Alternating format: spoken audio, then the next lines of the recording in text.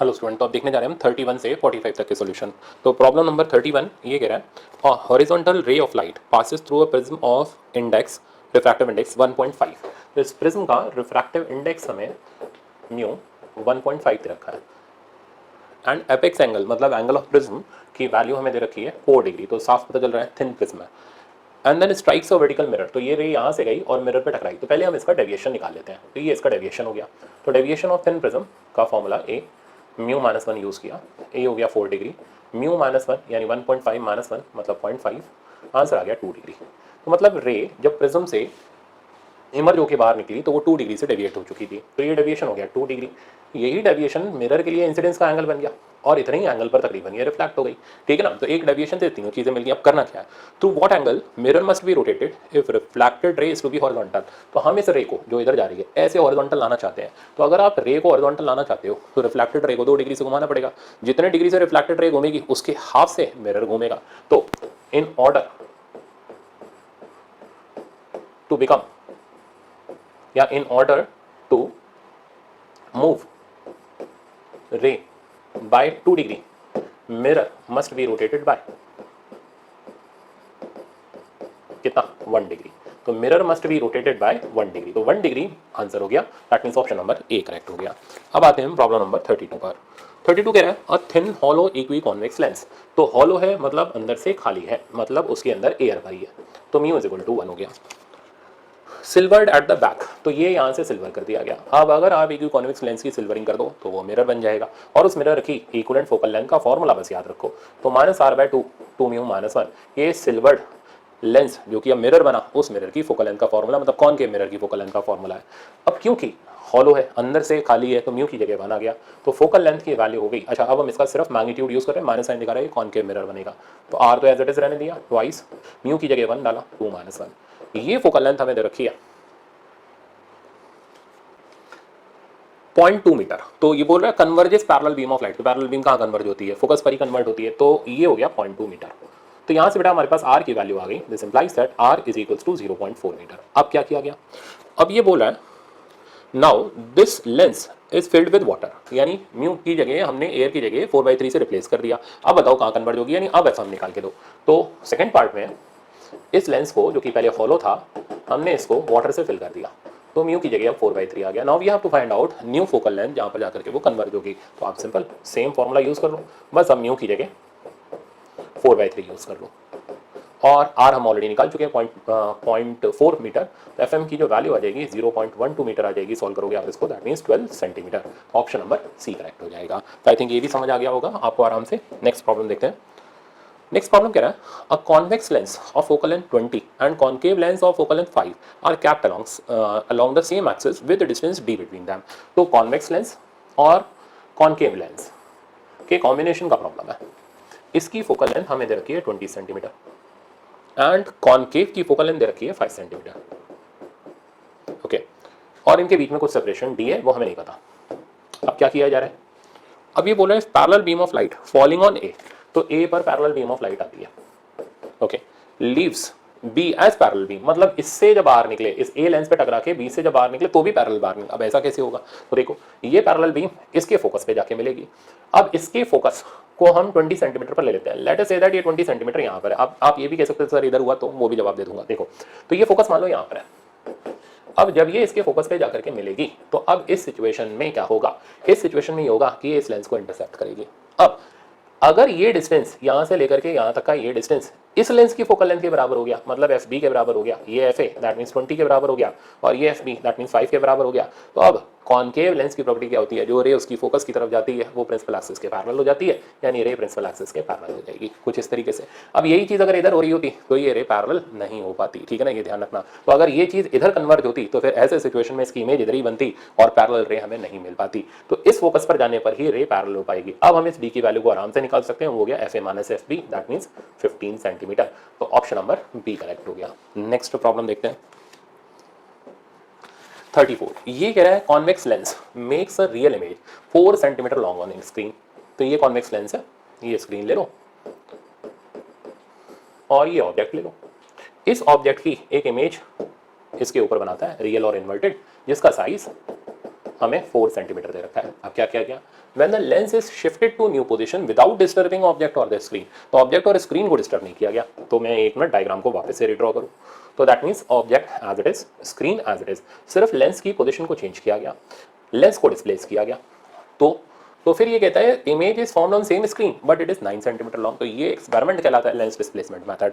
तो जब हम लेंस को थोड़ा सा डिस्प्लेस करें और इमेज वापस से स्क्रीन पर बने, तो this method is lens displacement method. अब बनी हुई इमेज का साइज 9 सेंटीमीटर है, तो find out length of object. तो standard formula lens displacement method का यूज करो, size of object is geometric mean of size of 2 images. तो यहां से हमारे पास अंडर रूट 9 और 4 36, दैट मीन 6 सेंटीमीटर आ गया। तो ऑब्जेक्ट का साइज हो गया 6 centimetre, that mean option number B correct. तो इस मेथड को ध्यान रखना, इंपॉर्टेंट सवाल था, फॉर्मूला ध्यान रखना, फॉर्मूला पता है तो आप सवाल कर लोगे, वरना अटक जाओगे। नेक्स्ट प्रॉब्लम देखते हैं। नेक्स्ट प्रॉब्लम है फिर से लेंस डिस्प्लेसमेंट मेथड का, ठीक है ना। अब इस एक्सपेरिमेंट, ये स्टैंडर्ड फॉर्मूला भी, इसमें कोई डिराइव नहीं करना, आप कोई सी भी बुक फॉलो कर रहे हो उसके अंदर लेंस डिस्प्लेसमेंट मेथड दे रखा है, मैंने लेक्चर्स में भी पढ़ा रखा है आपको, आप कहीं से भी देख सकते हो, सब स्टैंडर्ड फॉर्मूले एज इट इज लगते हैं, पढ़ो।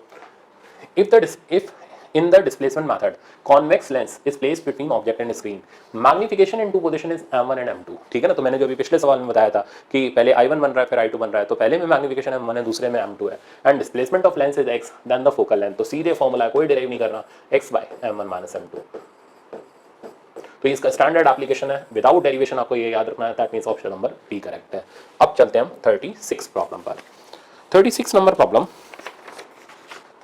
ये कह रहा है कि आपको दो लेंस दिख रहे हैं, लेफ्ट और राइट वाला ग्लास का है, कॉन्केव लेंस है, और बीच में एक लिक्विड फिल किया गया है। ग्लास का रिफ्रैक्टिव इंडेक्स 1.5 दे रखा है, लिक्विड का 1.6 दे रखा है, रेडियस ऑफ कर्वेचर 0.2 मीटर है। अरेंजमेंट किसकी तरह बिहेव करेगा, मतलब हमें फोकल लेंथ निकाली और ये भी बताना है कन्वर्जिंग लेंस या डाइवर्जिंग लेंस। तो देखो फर्स्ट, सेकंड और थर्ड, क्योंकि फर्स्ट और थर्ड सेम मटेरियल क्या है, रेडियस ऑफ कर्वेचर सेम है, इसलिए उनकी फोकल लेंथ भी सेम होगी।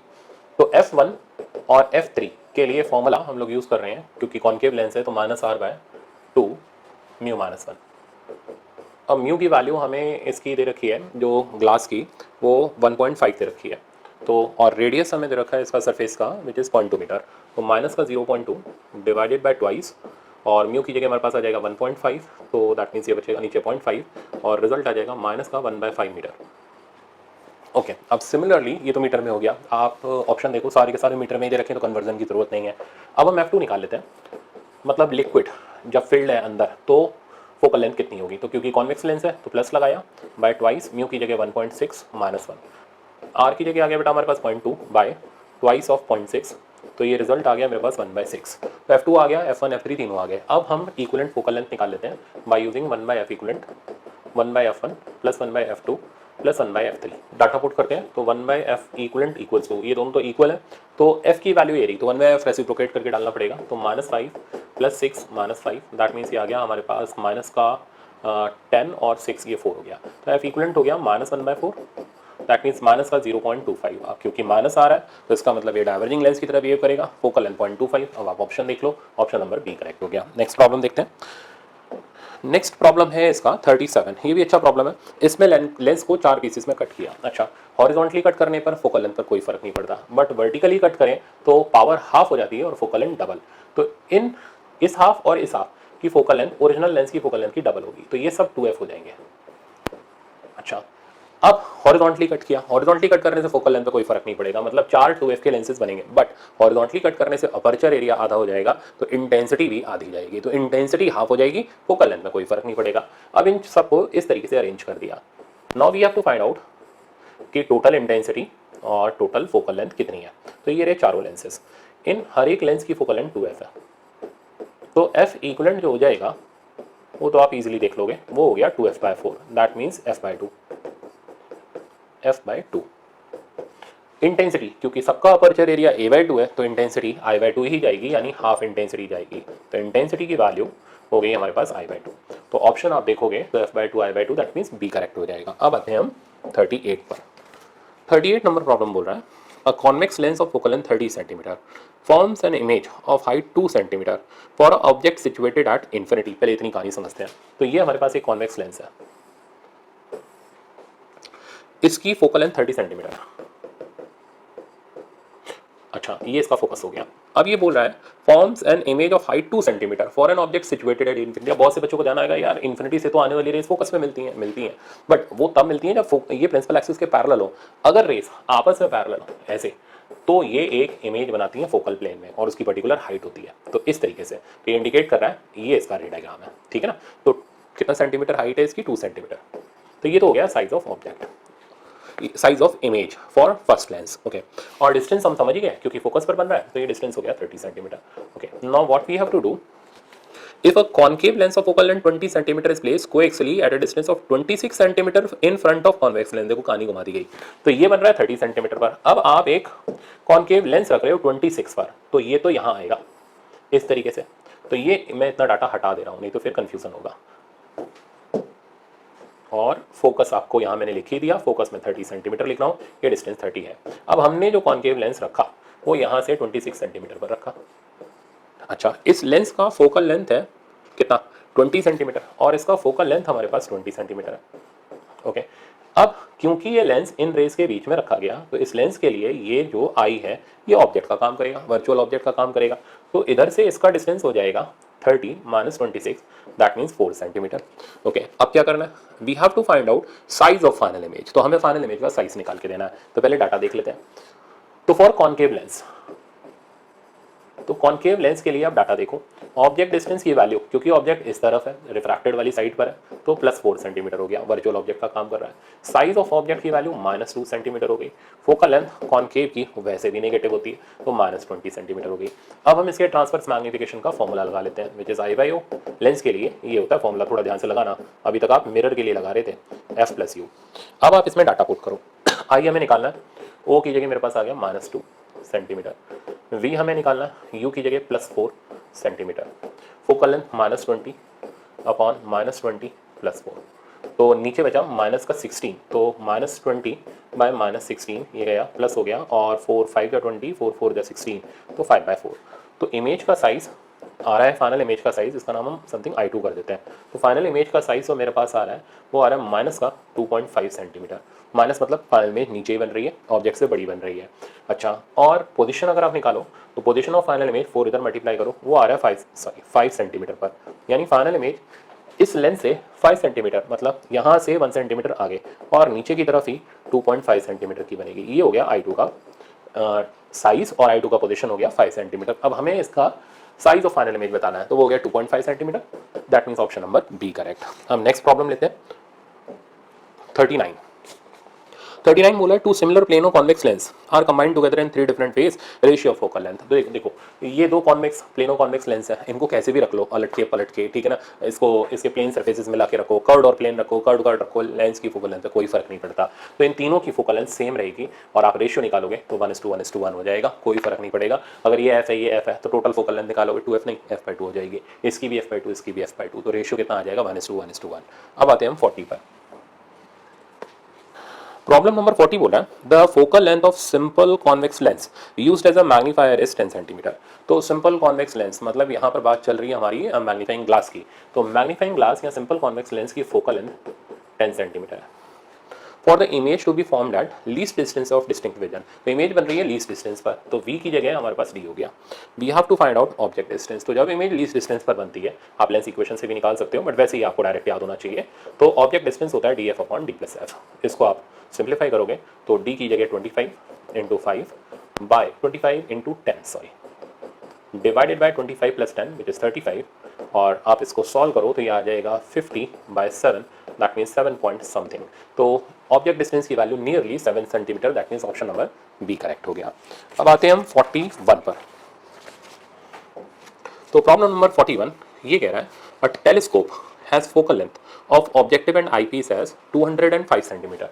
तो ऑब्जेक्टिव की फोकल लेंथ है 200 सेंटीमीटर एंड आईपीस की फोकल लेंथ है 5 centimetre. What is the magnification of telescope? तो टेलीस्कोप का मैग्निफिकेशन निकालना है, तो सिंपल फॉर्मूला लगाओ, वो हो गया FO/FE। तो 200/5 आंसर आ गया 40, ऑप्शन नंबर ए करेक्ट। तो ये तो बहुत सिंपल आसान सा प्रॉब्लम था आपके लिए।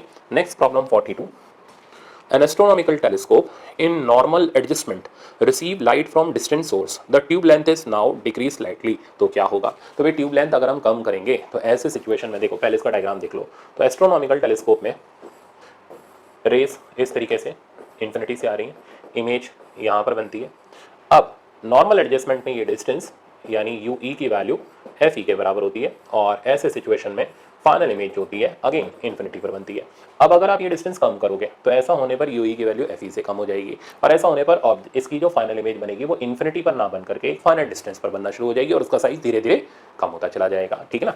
तो इसमें जो ऑप्शन आएगा और कैसी इमेज बनेगी, वर्चुअली बनेगी यहाँ पर। तो virtual image of S will be formed eight finite distance, that means option number A correct हो जाएगा। तो ये आपका एक थ्योरी बेस्ड प्रॉब्लम था जो टेलीस्कोप के ऊपर था। नेक्स्ट प्रॉब्लम 43, ये कह रहे हैं magnifying power of telescope is 10 and length is 1.1 for normal adjustment. तो अगेन अब तो याद हो गया होगा आपको फॉर्मूले सारे। तो magnifying power that means F O by F E की वैल्यू हमें दे रखी है 10 नॉर्मल एडजस्टमेंट के लिए ये, and length of telescope tube in normal adjustment that means F O plus F E का वैल्यू 1.1 दे रखा है। ये मीटर में है सब लेंथ जो हमें दे रखी है। Magnification man image form eight least distance, यानी मैग्निफिकेशन बताओ जब इमेज लीस्ट डिस्टेंस यानी आई अंडर स्ट्रेन की कंडीशन में हो। सबसे पहले एफ ओ और एफ ई निकाल लो। तो एफ ओ की वैल्यू यहाँ पर सब्स्टिट्यूट करो, तो 10 F E plus F E equals to 1.1। तो एफ ई की वैल्यू आ गई 1/10 मीटर और पुट करने पर एफ ओ की वैल्यू हमारे पास आ जाएगी 1 मीटर। तो ये हमारे पास दोनों लेंसेज की फोकल लेंथ आ गई। अब हमें मैग्नीफाइंग पावर आई अंडर स्ट्रेन में निकालनी है। तो मैंने हमेशा बोला है रेशियो वाला फॉर्मूला यूज करो, कैलकुलेशन आसान रहेगी। तो normal adjustment by eye under strain is equals to, ये हो जाएगा हमारे पास d upon d plus F E. आप डाटा सब्स्टिट्यूट करो, प्रॉब्लम खत्म। एम एन ए की वैल्यू हमें दे रखी है 10, स्ट्रेन वाला हमें निकालना है। d हमारे पास हो गया 25 और d प्लस एफ ई, तो d प्लस एफ ई करोगे तो d हो जाएगा हमारे पास 25 और एफ ई 1/10 मीटर है तो ये हो जाएगा 10 सेंटीमीटर, ठीक है ना। तो ये हो गया 25/35, 5/7। तो एम एस टी की वैल्यू आ जाएगी हमारे पास 14। तो 14 हो जाएगा मैग्निफिकेशन जब आई स्ट्रेन में होगी यानी फाइनल इमेज लीस्ट डिस्टेंस पर बनेगी। Option number A correct. तो अब ये प्रॉब्लम कह रहा है a telescope of objective lens diameter 2 metre. तो एक ये ऑब्जेक्टिव लेंस हो गया जिसका डायमीटर हमें दे रखा है 2 metre, okay. uses light of wavelength 5000 angstrom for viewing star. The minimum angular separation, तो हमें दो स्टार के बीच का angular limit of resolution निकालना है such that images are just resolved। तो ये रहे दो स्टार और हमें ये एंगल की वैल्यू निकाल के देनी है सच दैट इसकी जो दोनों इमेजेस बने I2 और I1 ये जस्ट रिजॉल्व रहे। तो थीटा का फॉर्मूला आप यूज करो 1.22 लैम्डा बाय ए और डाटा सब्स्टिट्यूट कर दो। 1.22 lambda 5000 angstrom 10 to the power -10 और अपर्चर डायमीटर 2 मीटर। अब आप इसको सिंप्लीफाई करोगे तो थीटा की वैल्यू यही आ जाएगी 0.31 इंटू 10 की power -6 radian. That means option number C correct हो जाएगा। Last problem